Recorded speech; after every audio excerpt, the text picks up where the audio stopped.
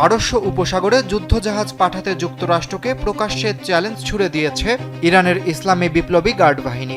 IRGC বলেছে, যুক্তরাষ্ট্র যদি সত্যিই মনে করে ইরানের নৌ সক্ষমতা ধ্বংস হয়ে গেছে, তাহলে সাহস করে পারস্য উপসাগরে জাহাজ পাঠিয়ে বাস্তবতা যাচাই করুক। এর আগে মার্কিন প্রেসিডেন্ট ডোনাল্ড ট্রাম্প দাবি করেছিলেন ইরানের নৌ সক্ষমতা প্রায় ধ্বংস হয়ে গেছে। তার এই বক্তব্যের জবাবে এমন শক্ত চ্যালেঞ্জ ছুড়ে দিয়েছে আইআরজিসি। সংগঠনটির মুখপাত্র ব্রিগেডিয়ার জেনারেল আলী মোহাম্মদ নাইনি বলেন, ওয়ালটন ফ্যানের অ্যারোডাইনামিক ব্লেড ঘরের কোনায় কোনায় ঠান্ডা বাতাস ছড়িয়ে হাওয়া বদলে নেয়।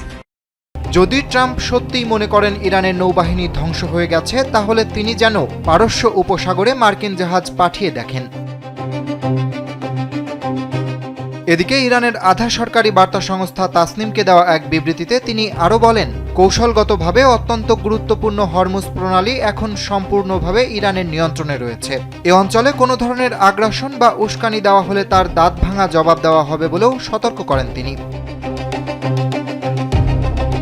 চলমান সংঘাতের প্রসঙ্গ টেনে আইআরজিসির এই মুখপাত্র জানান, যুদ্ধ শুরু হওয়ার পর থেকে এ পর্যন্ত আমেরিকান ও জায়নিস্ট লক্ষ্যবস্তুতে প্রায় ৭০০টি ক্ষেপণাস্ত্র নিক্ষেপ করেছে ইরান।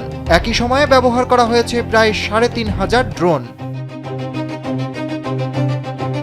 তবে ইরান এখনও তাদের শক্তিশালী অস্ত্রগুলো ব্যবহার করেনি বলেও দাবি করেছে জেনারেল নাইনি।